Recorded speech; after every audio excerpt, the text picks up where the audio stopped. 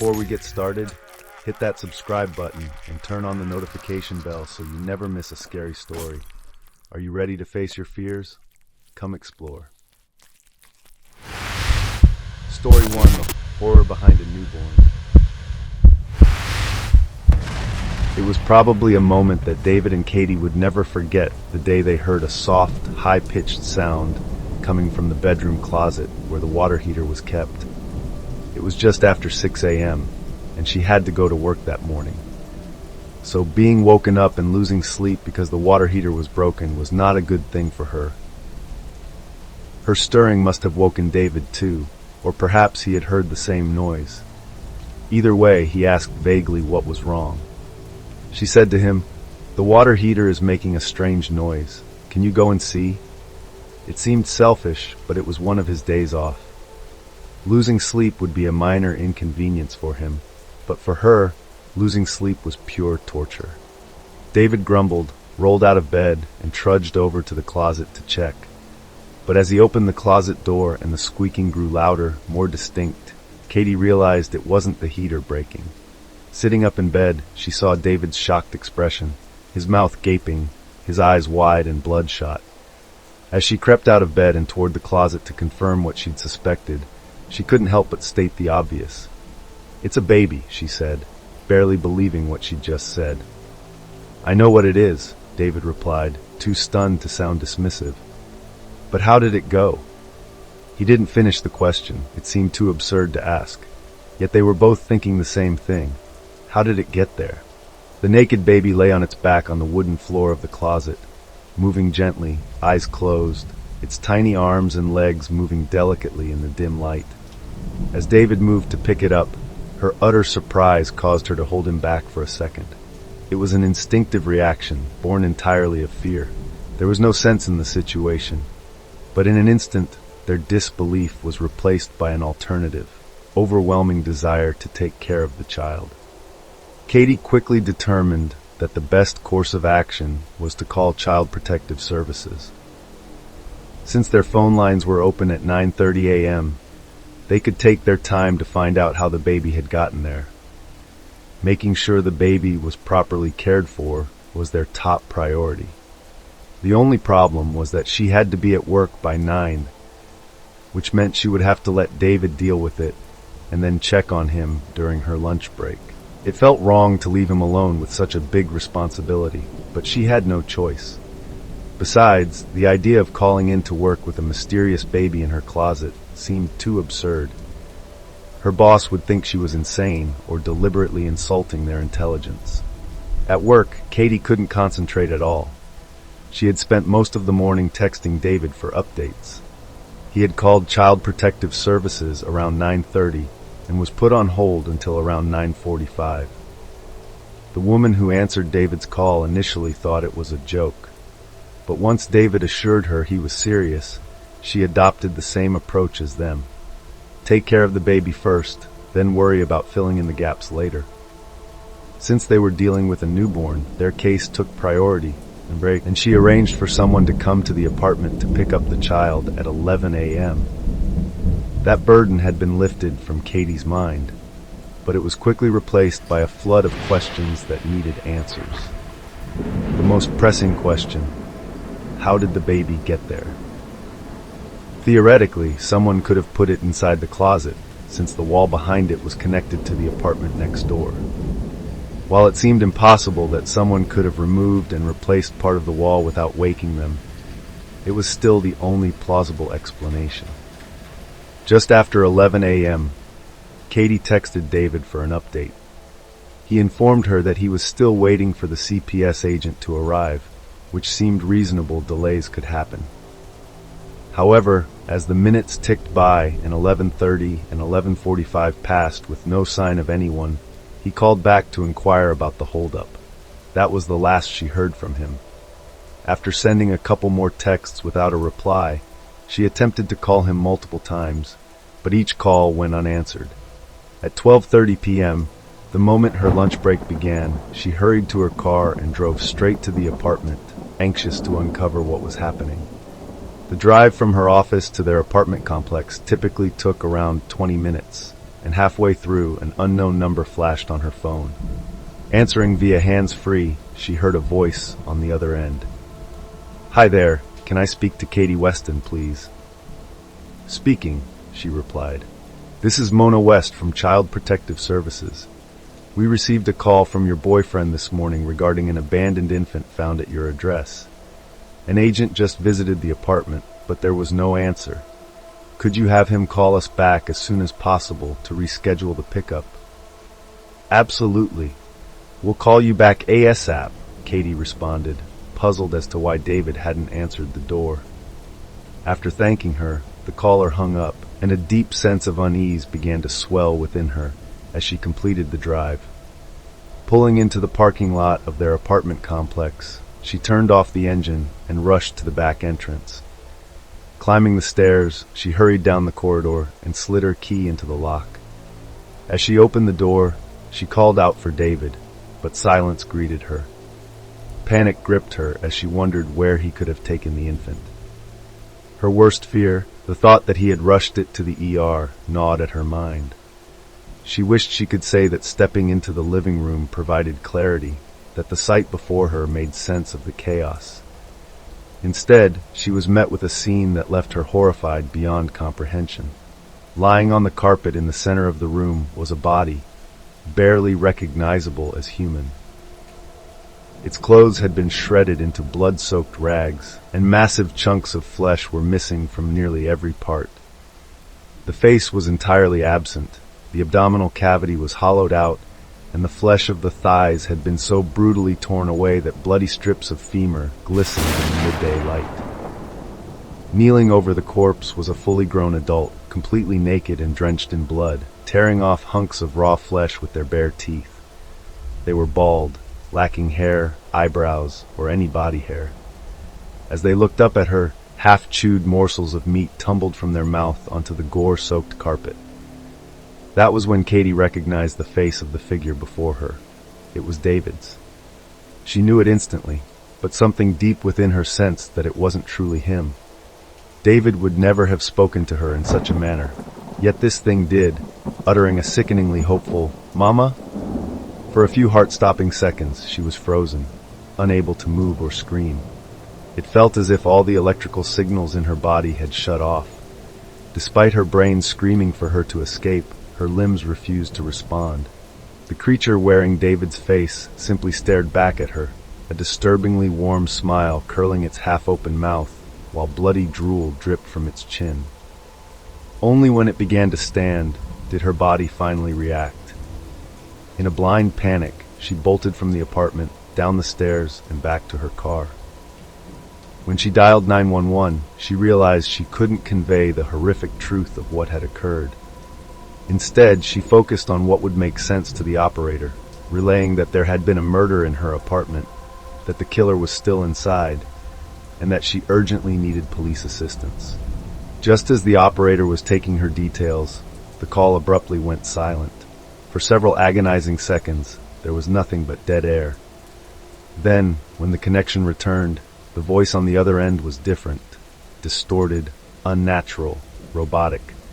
"Remain in your vehicle when officers arrive. You will identify yourself, then await further instruction. Thank you for your cooperation." Katie sensed something was terribly wrong the moment she heard that eerie mechanical voice. She had never encountered anything like it during a 911 call before, but she was too shaken to question it. Whatever transpired in her apartment was beyond her control, and if someone had deemed it beyond the police's control as well, then so be it. Minutes later, a large, unmarked police van screeched into the parking lot. Officers in black tactical uniforms poured out, their gear resembling that of a SWAT team, yet lacking any identifiable markings. As soon as they arrived, Katie stepped out of her car and identified herself, just as she had been instructed. Without a word, one of the officers grabbed her by the arm and began forcefully dragging her toward the van. Katie Weston demanded to know what they were doing, insisting that she wasn't a criminal and that the murderer was still up in her apartment. But the people around her didn't seem to listen or care. Just before they seated her in the van, They tied her wrists with a pair of black riot cuffs and blindfolded her. As if that wasn't enough, they placed what she assumed were noise-canceling earmuffs over her head. Under any other circumstances, she would have put up much more of a fight. But after everything she had just seen and heard, she had no mental capacity left to do anything but comply. As she felt the van shift and tilt with movement, the realization hit her that she was being taken somewhere. A deep tremor ran through her body, and soon she began to weep. She still couldn't make sense of what she had witnessed. Even though the thing in her apartment had been wearing David's face, she knew, deep in her heart, that he was dead. Katie had no idea how long they drove. It felt much longer than it probably was. When the vibrations of the van's engine finally ceased, she was left deaf and blind for a prolonged time before being sat down in a hard plastic chair. When the blindfold and earmuffs were removed, she found herself in what looked like a police interview room. Everything was gray, from the walls to the furniture to the dull shimmer of the one-way glass beside her. Opposite her sat a man who resembled a high school history teacher.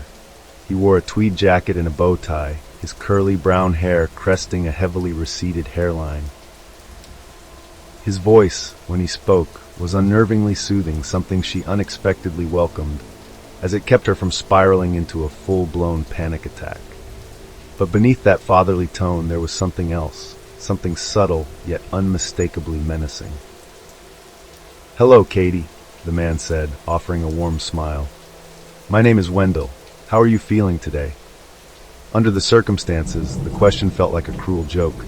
She had just survived a waking nightmare, only to find herself face to face with someone who seemed to be treating this as a routine conversation. And worse, David was gone. "Where am I?" she asked, her voice barely above a whisper. "Somewhere safe," Wendell replied, his smile widening to reveal yellowing teeth. "You're safe now, but I'm afraid I have some bad news for you." Katie felt her stomach drop. "Bad news?" she asked, her voice tight with dread. "Where's David?" "I'm sorry to be the one to tell you this, Katie," Wendell said, "but David passed away this morning." A lump rose in her throat, her eyes brimming with tears as she nodded. "I know, I saw." Wendell's expression shifted slightly, a flicker of bemusement crossing his face. "What thing?" "The thing in my apartment," she choked out. It was eating him." As she spoke, the images of the horror she had witnessed replayed in her mind, sending shivers down her spine. "Ah," Wendell said, nodding as if he understood. "I think what you're experiencing is a rather atypical stress reaction. It's not uncommon for someone in your position to, well, reject reality when faced with an overwhelming tragedy." "Reject reality?" she snapped, anger beginning to edge out her fear. "I'm not rejecting anything. I know what happened. I know what I saw. It was the baby we found this morning."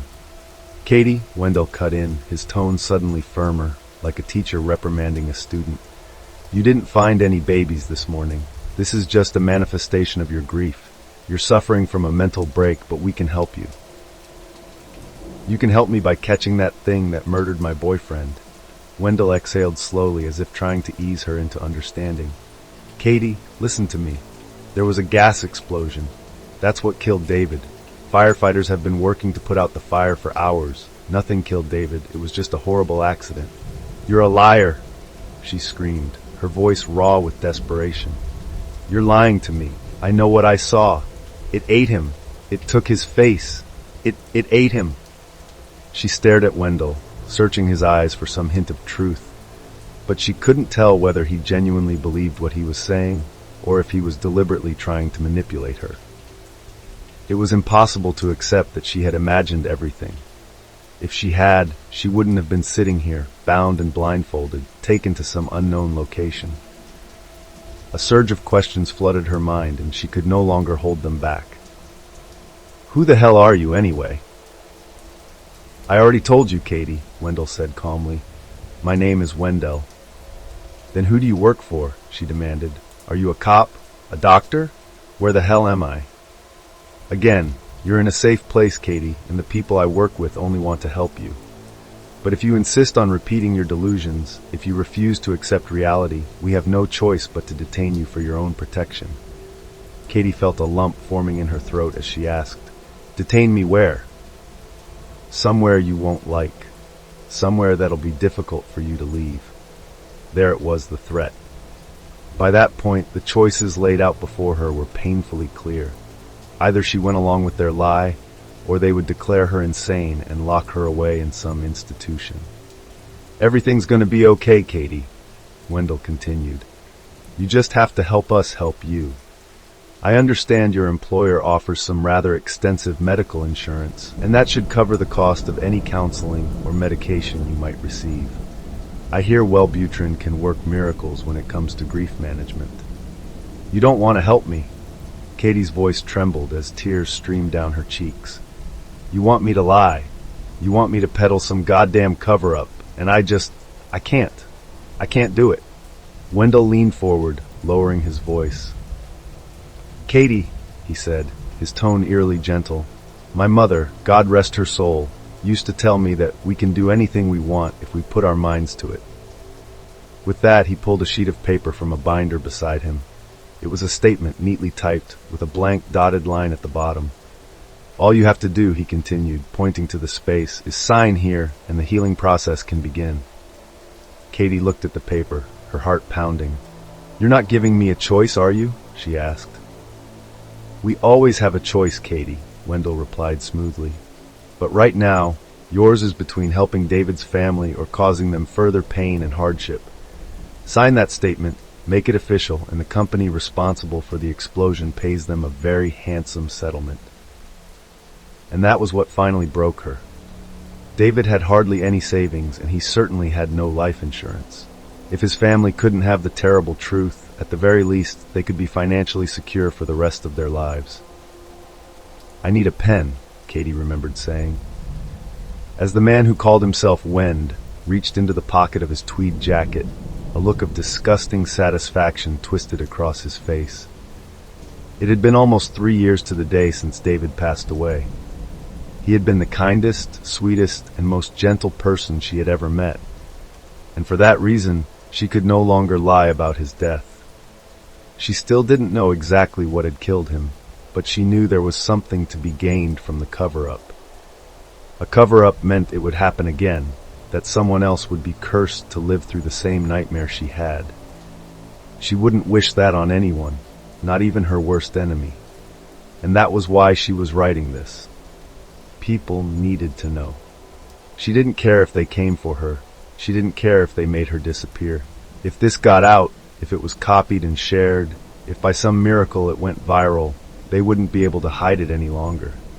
David had been murdered by something ugly and unnatural, and unless those people actually caught it and killed it, it could be in anyone's closet. Story 2. Harbor Monster, the horror in the night. Back in the late 1950s, down at the docks in Savannah, a seasoned sailor shared tales of his years on the job, stories that, over time, became almost legendary among those who heard them. One of the most unforgettable involved a shipment of bananas, arriving fresh from the Philippines or some distant tropical island. In those days, bananas were transported still attached to their thick, heavy branches, packed carefully into wooden crates. Unpacking them was a delicate task, requiring workers to wear thick, elbow-length gloves, not to protect their hands from the bananas themselves, but from the creatures that sometimes hitched a ride. Among the many pests that found their way into those crates, tarantulas were the most feared. The spiders weren't after the bananas, but rather the smaller insects that infested the fruit. While the workers overseas did their best to clear out any unwelcome passengers, every now and then, a tarantula would tuck itself away among the bunches and make the long journey across the ocean, arriving at the docks very much alive. On one particular day, the Sador was working alongside a younger, less attentive co-worker.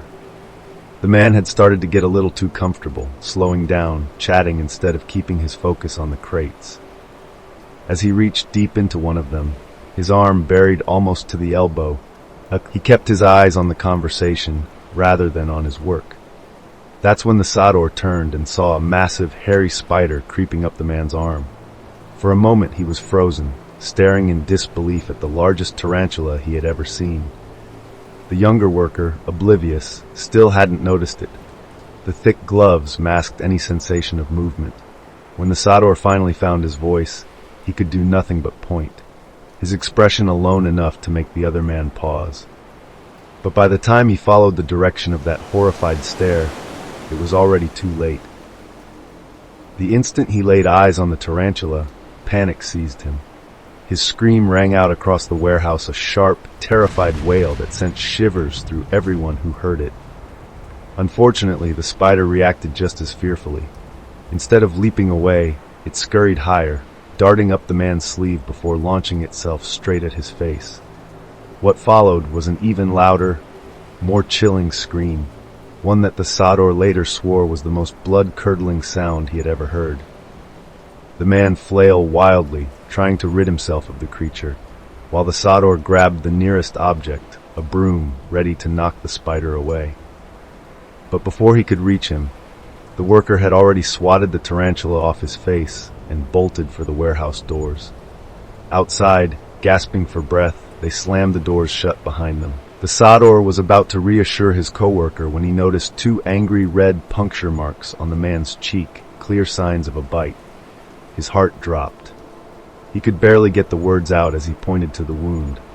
The younger worker, still shaking, touched his face, only to realize he had, in fact, been bitten. The shock was too much. His knees buckled and he collapsed on the spot.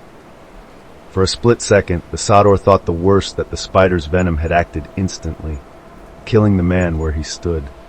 But there was no time to process it, not when the same deadly creature was now loose inside the warehouse. He ran, shouting warnings to everyone in earshot, telling them to flee before the tarantula claimed more lives. His frantic cries sent the docks into chaos. Some workers took off running, desperate to get as far away as possible, while others, fueled by adrenaline, armed themselves with whatever they could find and formed impromptu hunting parties to track down the rogue spider. As it turned out, the bite wasn't deadly at all. The worker who had passed out eventually regained consciousness, though the swelling and redness around the wound were alarming enough to keep tensions high. In reality, while tarantula bites were certainly painful and caused nasty reactions, they were far from lethal. But in an era without nature documentaries or the internet to fact-check such things, fear often filled in the gaps. Back then, to the men working those docks, a spider of that size from some faraway jungle could just as easily have been as deadly as a rattlesnake. And for that brief, terrifying moment, it might as well have been. The Sador had plenty of stories about the chaos that followed. The dock workers, armed with whatever they could find, brooms, crowbars, even loose planks of wood, went on a frantic hunt for the rogue spider. It was pure pandemonium until one of the bosses caught wind of the situation. Realizing the madness unfolding in his warehouse, he shut everything down for the night and called animal control.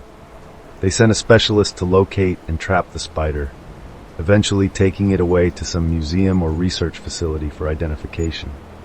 As for the man who had been bitten, he spent a night in the hospital before returning to work just a few days later, shaken but otherwise fine. That story became a favorite at family gatherings. The Sador always saved it for the younger crowd, exaggerating the details just enough to send shivers down their spines. He'd mimic the spider's movements with his fingers, creeping them toward his audience until the little girls shrieked and ran off in disgust, while the boys sat mesmerized, hanging on to every word. But once the children had gone to bed or been taken home, he would bring out the wilder stories, the ones meant for adult ears. These usually involved mischief and mayhem on the docks, men sneaking their girlfriends onto the job and getting caught in compromising situations inside shipping containers, or the time they discovered a mistake on a shipping manifest and instead of correcting it, helped themselves to an entire crate of luxury scotch. Nearly $5,000 worth of fine liquor vanished without a trace, making for an especially merry Christmas that year. But every so often, the Sador would tell a different kind of story, one that wasn't funny at all. One night, he shared a tale so unsettling it felt more like a horror story than a memory. During his first year on the docks, he had worked alongside a man known as Crazy Al. Al was a World War II veteran, a survivor of brutal combat in the Pacific. Everyone knew he had seen terrible things during the war, but no one ever asked him about it. They didn't have to. His nickname alone told them enough. People felt for him, but he wasn't exactly well liked. He was impossible to work with, unable to handle loud noises, and prone to violent outbursts if startled. To keep things safe, Al was assigned to the equipment room, where he handed out tools, slings, and safety gear. The unwritten rule was simple. No one just walked in. You knocked softly until Al opened the door himself. That way, he stayed at a safe distance from the chaos of the docks. One day, a massive cargo ship arrived, and the workers immediately noticed something different about it. The shipping containers bore unfamiliar markings, and before long, they learned the vessel had come all the way from South Korea. At the time, Korea was still rebuilding from the war, and foreign ships from that part of the world were a rare sight. When the ship docked, 2 Korean officers disembarked, meeting the foramen with crisp, fluent English. They exchanged pleasantries, discussed the unloading process, and then returned to their quarters while the dock workers got to business. Sometime later, Crazy Al emerged from the equipment shed. Someone on the docks later recalled seeing him step outside, spot the Korean ship, and just stop. He stood there, unmoving, staring at the vessel as if he were in a trance. At first, no one thought much of it after all. It was Crazy Al. But then someone else saw him again, this time marching across the docks with a crowbar in hand, heading straight for the ship's gangplank. Moments later, chaos erupted. Blood-curdling screams echoed from the ship, frantic voices shouting in Korean, then gunshots. The dock workers scattered, and someone called the police. Those who hadn't fled stayed hidden, watching in horror as the officers stormed the ship with weapons drawn. When the dust settled, they found Crazy Al lying dead, a crowbar still clutched in his hand. Near him were the bodies of 2 Korean officers, beaten to death, and several wounded crew members. Among them was a soldier who had fired the fatal shot, using a gun the ship's crew kept on board for emergencies. For years, people assumed Al had mistaken the Koreans for Japanese, his mind snapping back to the war and old enemies. It seemed like the simplest explanation until the truth came to light. Al had been a prisoner of war, held in a brutal Japanese-run camp in the Pacific. He had witnessed horrors beyond imagination, fellow soldiers tortured, executed, and worked to death over years of captivity. But not all of his tormentors had been Japanese. During Japan's occupation of Korea, some Koreans had been recruited to serve as guards in POW camps. Desperate to prove their loyalty to their new overlords, they enforced the camp's brutality with even greater cruelty than the Japanese themselves. To win favor, they took pleasure in tormenting American prisoners, inflicting suffering far beyond what was necessary. And on that fateful day, when Crazy Al saw the Korean officers stepping off that ship, something in him shattered. He wasn't looking at businessmen or sailors. In his mind, he was staring into the faces of his captors, the men who had once held him in chains. And this time, he fought back. It was likely that Crazy Al had his own personal tormentor, a Korean guard from his days in captivity. And while nothing could ever justify the violence he unleashed upon those sailors, it certainly explained why he reacted the way he did. The problem was, most people never saw it that way. They went on believing that Al was just another broken veteran who couldn't tell the difference between Koreans and Japanese. They dismissed his actions as the madness of a man lost in the past, muttering things like, "Crazy Al, crazier than a rat in an outhouse." But to the Sador and his grandfather, it seemed clear that Al wasn't as deranged as people thought. Disturbed? Without a doubt.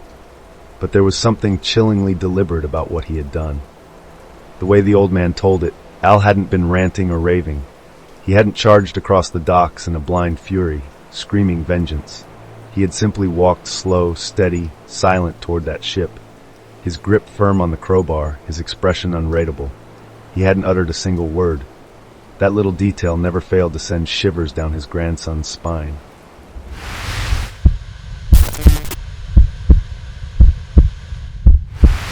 Ally is 23 years old, and she is from East Lothian, and in those quiet Scottish towns where everyone knew each other's names, crime, true, brutal crime, was something that happened elsewhere. But on Boxing Day of 2021, that illusion shattered.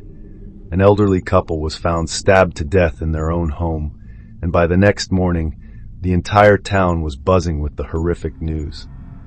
The police moved quickly, announcing they had the killer in custody, but they held back on revealing his identity. For days, people whispered, speculated, and tried to piece together who could have committed such an unspeakable act. Then the truth came out. The murderer was their own grandson. Shock rippled through the town. Disbelief turned to horror. What could drive someone to butcher their own flesh and blood, two people who had raised him, cared for him, and loved him? The answer didn't come quickly. Whispers turned to theories, and soon enough, the prevailing belief was that he must have been insane. What other explanation could there be? When the trial finally began, his lawyers confirmed what many had suspected. He claimed he heard voices that told him to kill. It was almost a relief. Madness was a tragic, awful thing, but it was an explanation, something to make sense of the senseless. But not everyone believed it. Those who had grown up with him, who had walked the same school halls and shared the same classrooms, knew better.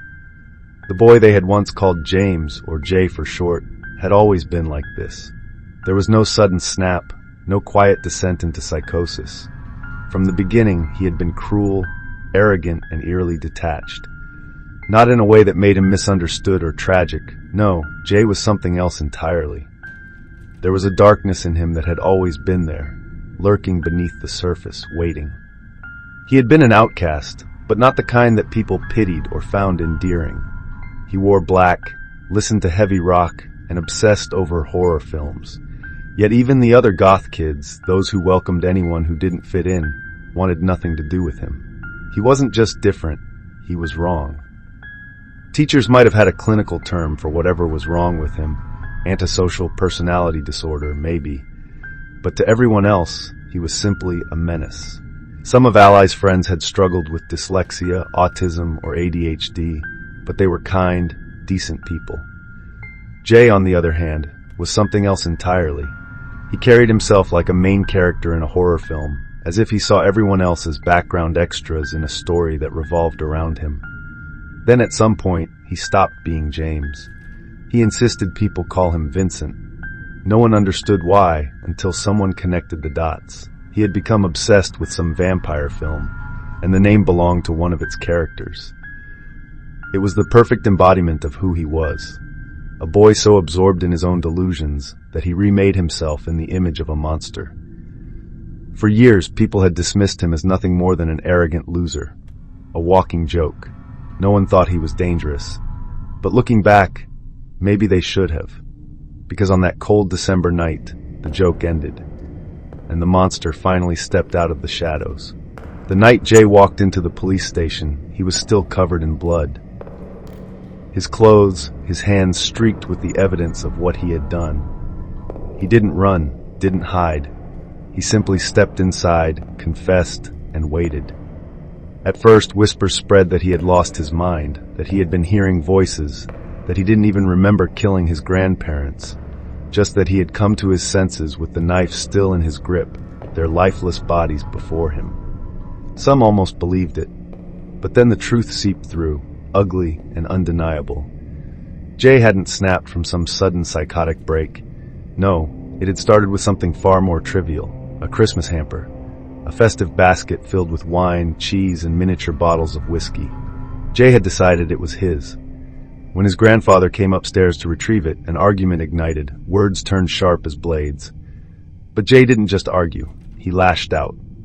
The knife cut so deep that later, the autopsy would reveal gouges on the very bones of the people who had taken him in when no one else would. His lawyers wove a convenient story, a narrative of schizophrenia, of detachment from reality. A doctor signed off on it, and Jay avoided a prison cell. Instead, they locked him away in a psychiatric institution. But those who truly knew him didn't buy it. This wasn't madness, this was Jay. Selfish, entitled, cruel. He had always been like this, throwing fits when he didn't get his way. His parents had seen it, had given him an ultimatum at 18, grow up or get out. And when he chose the latter, it was his grandparents who took him in. They gave him shelter, stability, and a second chance. And he repaid them in blood. On Boxing Day, no less. Regret, perhaps, but not for the right reasons. He regretted the consequences, regretted being caught, regretted that this time there was no way to twist the truth in his favor. That had always been his way to distort the story, cast himself as the misunderstood victim. Even years later, his name lingered like a shadow. One night in a dimly lit pub, an old classmate recounted a memory, something that had happened back in school. Jay had once run with a group of goth misfits who tolerated him until they saw his true nature. It was after school one evening. The group was walking through the parking lot toward the bus stop when Jay, unprovoked, picked up a jagged rock and hurled it through the windshield of a teacher's car. No reason, no warning, just raw, unchecked rage. The others had stared in horror before sprinting away. The next day, the school was swarming with police. The headmaster lined them up one by one, pulling them into his office where an officer waited. And Jay? He had sat there, calm, expressionless, watching it all unfold like a spectator to his own chaos. The people who had truly known him never believed the stories of madness. They never believed in the voices. They believed something far worse, that Jay had always been a monster, that he had simply been waiting for the right moment to bare his teeth. The entire incident had been partially caught on camera, just enough for the teachers to know who was involved. They only needed to confirm the details. Once confronted, the goth lads admitted they had been there when the window was smashed. But they didn't hesitate to tell the truth. It had been Jay. One moment, they were all walking along, talking and joking, and the next, Jay had picked up a rock and sent it crashing through the windshield of a teacher's car. Every one of them told the same story. But when it was Jay's turn to explain, he spun a tale that was as predictable as it was insidious. He told the headmaster and deputy head that he had been forced into it, that the goth lads had threatened to beat him senseless unless he did exactly what they said. According to him, he hadn't wanted to do it, but fear for his own safety had left him no choice. That was Jay through and through. Nothing was ever his fault. There was always someone else to blame. He painted himself as the perpetual victim, the world forever conspiring against him, no matter what he did or where he went. So why wasn't Jay expelled for smashing a teacher's car window? Word had it that he played his part so convincingly that the school didn't know who to believe. Rather than risk making the wrong call, they gave him a mere week's suspension, no police charges, no permanent record. And as if that weren't bad enough, the goth lads received the exact same punishment. Jay never hung around with them again after that, not because of any supposed bullying, but because they had seen through him. He couldn't manipulate them, and he had no use for people he couldn't control. The whole situation was a mirror image of what happened later with his grandparents. It was proof that Jay had learned from an early age that with the right lies and the right performance, even the worst actions could be wiped clean. The classmate who had recounted this story over pints at the pub had said something chilling, something that made the blood run cold. After the incident with the car window, Jay had personally told him, with a smirk, that he was untouchable. That was the exact word he used. Untouchable. They had all cut ties with him after that, unwilling to be associated with someone who reveled in his own arrogance and deceit. But Jay didn't just remain an arrogant troublemaker. He evolved, grew worse, pushing the limits of what he could get away with, until eventually, when he realized he could no longer manipulate his grandparents, he simply eliminated them. Had he been locked away for 30 or 40 years, this would have been just another cautionary tale. No one would be talking about it. But instead, a remorseless psychopath had managed to game the system, walking free of any real consequence, avoiding the prison cell where men like him who slaughter the innocent receive the justice they truly deserve. Jay is living out the rest of his life in relative comfort, having completely cheated the system and won. And that scares me more than any ghost story ever could. If you have any questions or want us to cover certain stories, don't hesitate to leave a comment and share your thoughts. See you in the next video.